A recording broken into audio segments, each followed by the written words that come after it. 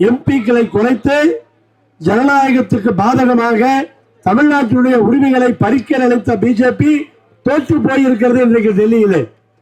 இந்த 2014 12 வருடங்களாக பிஜேபி கொண்டு வந்த மசோதா முதல் முறையாக பாராளுமன்றத்திலே தோற்கடிக்கப்பட்டிருக்கிறது.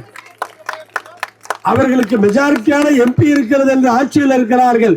இன்றைக்கு அந்த மசோதா தோற்கடிக்கப்பட்டிருக்கிறது என்று சொன்னால் பிஜேபிக்கு டெல்லியிலே ஆட்சியில இருப்பதற்கு எந்த தகுதியும் கிடையாது.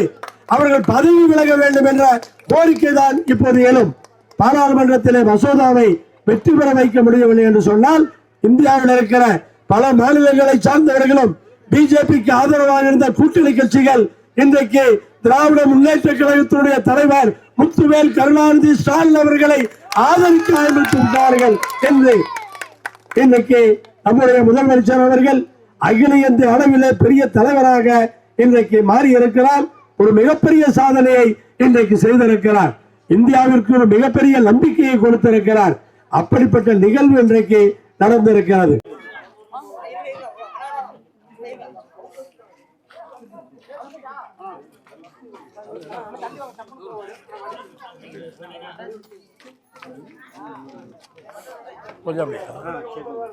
வெற்றி பயணம் தொடரட்டும். ஸ்டாலின் வெல்லட்டும். தமிழ்நாடு வெல்லட்டும். தமிழ்நாடு வெல்லட்டும். தமிழ்நாடு வெல்லட்டும். பின்னாடி போயிடலாம். ஸ்டாலின் தொடரட்டும். தமிழ்நாடு வெல்லட்டும். ஸ்டாலின் தொடரட்டும். தமிழ்நாடு வெல்லட்டும். ஸ்டாலின் தொடரட்டும். தமிழ்நாடு வெல்லட்டும். தமிழ்நாடு வெல்லட்டும்.